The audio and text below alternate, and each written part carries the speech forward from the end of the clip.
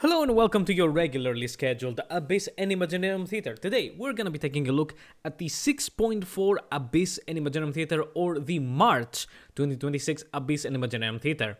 I am not so late, I believe. I did mention in the Varka review that this video might be a bit late because of, well, circumstances.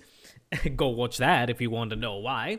But I mean, ever since like a certain Abyss, I don't remember even when it was, where I kind of was covering the Abysses like one day max after it came out, you know, like a second or third day after, some nice like strategy was found for a boss or whatever, and I was like, maybe I should wait like maximum a week to see if anything, anything interesting is discovered and makes the Abyss easier. And that's why I think we're fine, right? It's like 4 or 5 days, so we're good.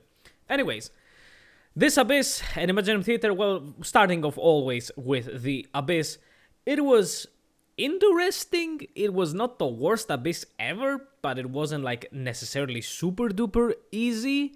But we're gonna have to see exactly why it is. We have to get into the details, so why don't we begin immediately with Floor 11. Floor 11 starts off pretty easy, but not the easiest. 11-1 is a monolith defense with the first half containing a bunch of ice shield hilichurls and mitachurls. They really want to push Varka's pyro team. And the second half is just hydro slimes, which, really? They couldn't think of any other enemy to shield Skirk here? I say it isn't the easiest because those Ice Shield Mitachurls will immediately, as they spawn, do a charging attack, and 99% of the time it's going to be towards the monolith and it will hit, so they can slowly chip it down as they spawn, but that is for lesser power players. Anybody at actual endgame status should not have any trouble with them, and then the slimes are always gonna be perma-frozen. 11-2. Man, this entire floor 11 just feels a bit like traveling back in time, which is the entire theme of this patch. Because, like, when the hell did you expect to see a Cryo Sissin Mage back in the Abyss at any floor? 11-2's first half is a mix-up of Fatuis, the Sissin Mage that I already mentioned, as well as the fat Cryo Gunners, they're also back here. And then it's the new Fatui Soldiers, and then an Avatar of Lava for reasons. We couldn't use anybody else to fit in the theme. The Avatar of Lava was the thing to shield Varka, like really? Then the second half contains a single Abyss Electro Lector, so you do need some elements to counter him, but at floor 11 the shield is minuscule, so even Hydro, which is the worst counter, will do. But man, it's so many like older enemies, like even Sumeru era like Abyss Lectors feel kind of old right now. And finishing off floor 11, 11-3 has 2 Lawachurls, 1 Cryo and 1 Geo, perfect for Varka, and also a Ruin Drake ground version. While the second half ends it all with one of the new Nodecry animals with the damage and healing debuff, so a healer will be necessary unless you permafreeze it. So overall it's an okay floor 11. Again, the first halves are very Varka related, while the second halves are more for Skirk. But the first halves genuinely feel like I'm playing floor 12 from like 1.3 or something. That's how it feels. But of course, time for floor 12. Starting off with the buffs, we got Anemo damage for the on-field character on the first halves, which does fuck all for Varka. Nicely done. And then normal attack cryo damage for the second halves for Skirk, but some other characters can use it a bit. Mainly Riesli gets the bigger benefit, except for Skirk. These buffs are It's not really anything useful for most teams, but honestly I do prefer them over buffing a single fucking unit because it's lunar reaction damage or night soul damage.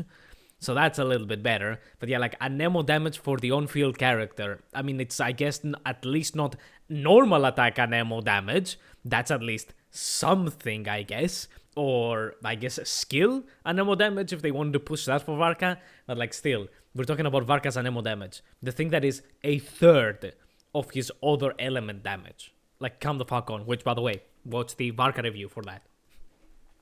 Anyways, onto the chambers.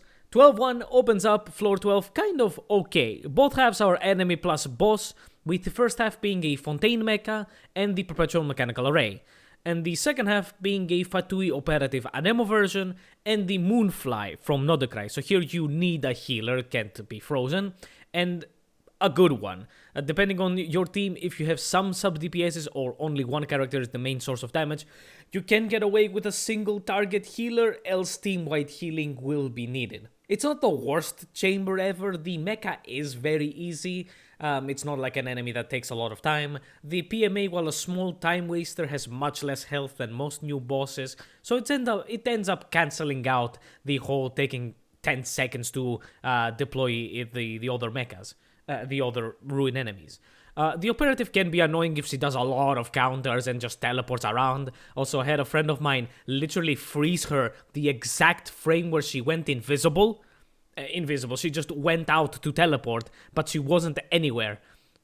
So she was frozen and we're like, did she just disappear or something? Well, is this a glitch? But then she got unfrozen and actually did her attack. So that can waste a little bit of time. But because she has no weight, you can very easily juggle her and just destroy her. And then the Moonfly just needs a healer, because it will stun itself after it applies the debuff, and then it sees that you've healed the debuff, and then it does an attack. And you should out-heal any of its attacks. It does have a lot of really big AoE attacks, but again, a really good healer will easily just out-heal them and make you safe. 12-2 though is a different story. Because it's got a new boss in here, but that's the second half. The first half is the fat fucking Mountain King, so Pyro is heavily recommended to drastically cut your clear time. The second half is once again an enemy plus boss chamber, but this time it's one of the new Fatui soldiers, the one with the double machine guns, and the Granny local legend. If you haven't fought her, you really need to know her mechanics before attempting this abyss, or any abyss that she might be in, or any content. She has some very heavy damaging attacks, but the main gimmick is when she tries to absorb her armor pieces. You have two options. One is to non-stop freeze her. You can't really stop, because if she isn't frozen the exact second that she absorbs her armor, you are fucked. So even if your buffs run out, it's okay as long as you can freeze her. As long as your Hydro option and Cryo option is out and it's freezing her, it's all good. No need to do a complete rotation for buffs, because she will try to absorb the armor and then she will get damaged by it. So that's how you make up for not cycling through your buffs during this phase. It's okay if you're not dealing damage, because the health that will be taken away by the armor pieces is plenty enough to make up for that. The other option is to trigger overload on the armor, not the Granny. No. Do not overload the Granny. We don't want her getting heart attacks or anything weird. So you attack the armor with overload, and it should break the pieces, and you will be good. I didn't test if it deals damage to her, but the idea is that the armor triggers shatter on her, so that's why she takes damage. So I guess, if no armor is present because you overloaded it and broke it, then she won't take damage, unless the armor overloads and just smacks her in the face as it flies. I guess maybe that's how you could make the overload also deal damage to her. It overloads the attraction to the Granny. Yeah, that sounded really weird. It overloads that, and then it just flies off and smacks her. She isn't a tough boss. Really, her regular attacks are the scariest part, because she can very easily 1 or 2 shot fragile DPSs or supports. And the need for freeze, as you will see in 12-3, just makes it a bit annoying to set up a team for the second halves.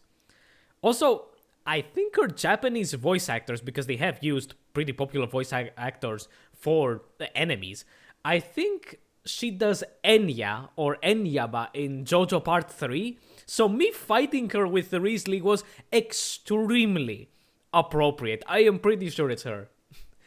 And to finish off floor 12 and the Abyss, 12-3 contains the new Wolf local legend in the first half. Just like the Granny, he does have some special mechanic that needs care. Immediately as the battle starts, he will spawn a ghost that has a cryo health bar, and you need to hit the ghost not with regular elemental attacks. No, this is the Varka shield boss. You have to hit him with either Pyro Swirl or Electro Swirl. I mean, it's not the end of the world, because Pyro Swirl is the easiest to trigger because of Feck, And a Benedjan or Kazaha is one of the easiest ways to trigger it, and it will immediately kill the ghost. As for Electro Swirl, I guess Lunar Charge teams will have to do. Sucrose should be able to at least use her double skill. Maybe you can even fucking get up Sacrificial Fragments in there to just spam the skill and swirl the Electro and Hydro from Electro Charge to do the job, because her ult will most likely absorb Hydro, and I mean it will still swirl, but it's not as easy as infusing it with Electro. As far as I have seen, there doesn't seem to be any really crazy exploit to counter this mechanic. But again, it's not the worst thing by far. It has pretty easy counters with a lot of teams. Also, nothing else in the first halves needs any super specific counter where bringing Pyro Swirl is going to make it annoying. Second half ties, as I said, a bit to the Granny, because it's the Overseer Automaton from Nadlan. It's the one that needs non-stop cryo in order to lower its resistances and stop the deadly lasers that it has. It just needs cryo, but because of the Granny on the previous chamber, you are forced into using a Hydro unit, which does nothing here, unless it's sub-DPS. Also, if you used an Overload team for the Granny, it's useless for this boss unless you use a Night Soul character very specifically to stop the laser phase. Unlike Shillian, the amount of cryo needed is much less, but if for whatever reason you don't have one unit that can easily keep the bar down, like, well, Skirk, Escoffier, Risley is really good, and you need 2 cryo units, say you've got maybe a Kaeya and a Layla or something akin to that, but you need those 2, then it might become tougher to slot in a Hydro unit. It very much depends on the teams that you're gonna be running. If it's something more pure cryo or pure Hydro. Cryo catalysts definitely make things easier, of course, and I guess Chongyun might help a bit with his infusion if you can use it somehow. Too bad you can't run a Varka cryo team because of the Granny, actually, and you see where my point, comes from on this restriction stuff. If it was the other way around, it would have been much better, because you can do cryo, you can do the Overseer device, I guess, with just cryo, but then it also would stop you from bringing Overload to the Granny, and you get the idea. Overall, it's not the worst Abyss at all, but it does need a lot of attention. The specific counter mechanics, mainly the combo of them on the second halves, good maybe, team-wide healing and then freeze, not just cryo, can make team building give you some trouble, because the first halves are pretty easy. Even if you have to sacrifice some damage for either a cryo or Hydro unit in some team, it's okay, because the first half should not take much time, so you have the extra time to spare with the lower DPS. Say you're running Nuvilette, and you're gonna slot in a cryo unit that isn't necessarily always with Nuvilette, like it isn't necessarily Escoffier or say Kitlali, right? So you do that, right? You do a cryo unit like Kaeya, I don't even know, Layla, to just take care of the Overseer device. Again, it's not going to be much of a problem, because the first halves are easy, and even with the lower DPS, if you swapped out an Anemo unit or another Hydro unit, yada yada yada, you get the idea. So, that's the Abyss. Time for Imaginarium Theater. Because boy, oh boy, this Imaginarium Theater sucked badly. The element combo was ass. And it's incredible how it didn't allow all of the characters in the banners to actually play their actual teams. I mean, of course they added the needed supports in the extra cast, but you have to own those characters.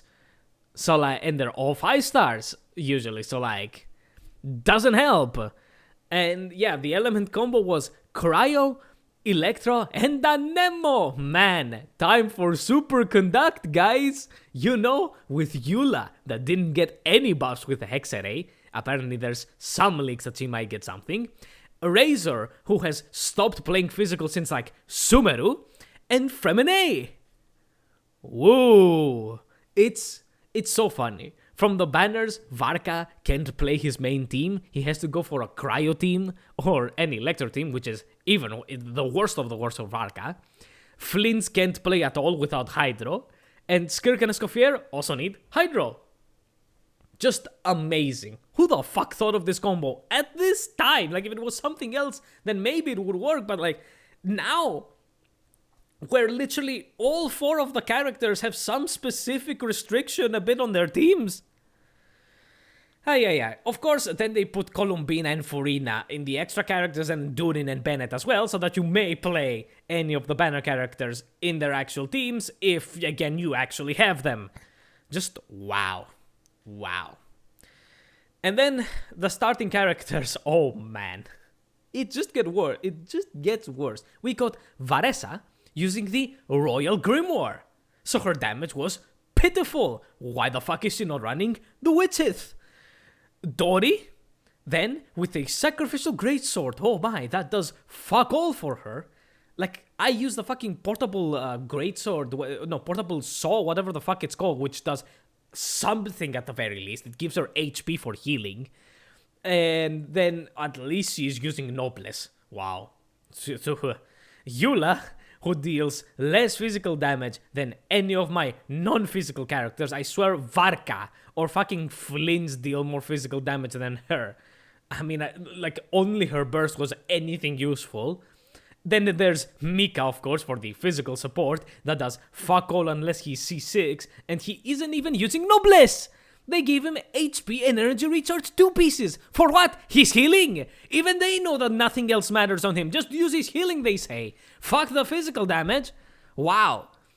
But oh man, it pales. Mika pales in front of the butchering of poor Zhanyun. She has Oathsworn Eye, which I mean, okay. I would guess that there maybe are better weapons for her, but this is at least something. But then they gave her, what's this thing called? Song of Days Past. Is that the name of this artifact? It's the fucking healing thingy, the fucking healing set that buffs attack damage. But let's skip the part that it gives like 1k extra damage at most, especially from a trial artifact set and a trial character. Poor Jianyun. Why do they hate her so much? For what forsaken reason would you not give her Viridescent? Just absolutely butchered. And then there's Sayu doing her best, I guess, because what do you expect from Sayu?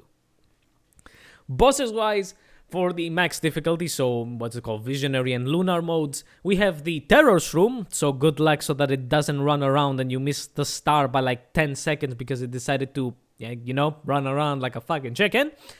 The fucking bitch local legend from Natlan, she was previously in the Lunar challenges. It's the annoying motherfucker that surfs around and spams that slingshot attack. But my goodness, she can perma-freeze you with the thing that it summons and then just surfs around for like 3 fucking minutes. Then is the Varka shield boss, the Mandragora local legend. Get some good anemo grouping, else this thing will make you bang your head against a wall.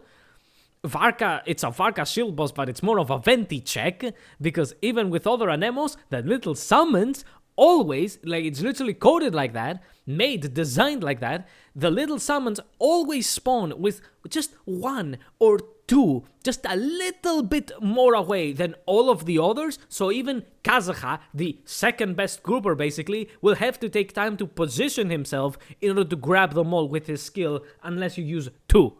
You use like a sacrificial Kazuha, because else, no bitch, there's 1 or 2 that just get summoned just a little bit further away, and Kazuha with his whole skill, fucking you. Wow. And last is the Perpetual Mechanical Array, which for the final act is actually super annoying because the time limit is extremely unforgiving, and the time wasted to do its summons can and will hurt you, to just miss the star by a bit. And last is the bullshit Lunar challenges. The first challenge, I believe, is a reuse, since it's a bunch of non-stop spawning eremites, both spirit and non-spirit spawners.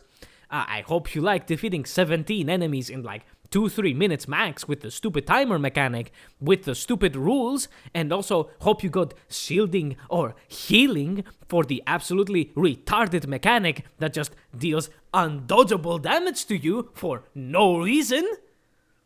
My goodness. And the second challenge is 2 waves of Abyss Night Soul garbage. Ah, yes, with the so many Night Soul characters in the banners and the many Night Soul, Cryo, Electro, and Anemo characters that surely work with the element combo present. No, they don't all need Hydro or Pyro. No, not at all. Just wow.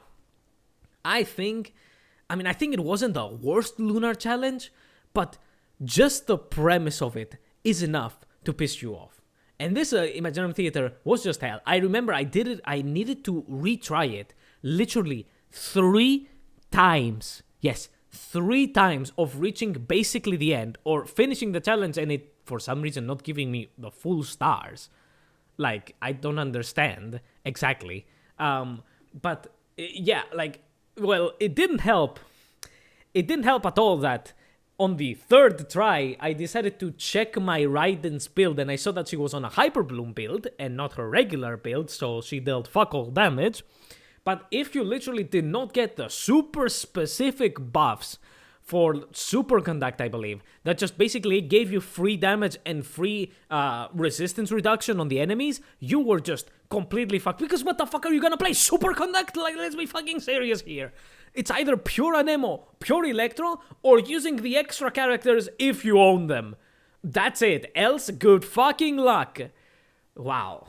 Just wow. How many times I retried the PMA because I couldn't kill it for like 5 seconds, which would have been nice if it wasn't the PMA, I guess, you know, the whole spawning bullshit, and like trying to just kind of like one-shot it a bit with Ayaka's Burst, like dealing as much damage as possible or something, like, oh goodness, it just wasn't fun, because again, you need the specific buffs, and then just good fucking luck.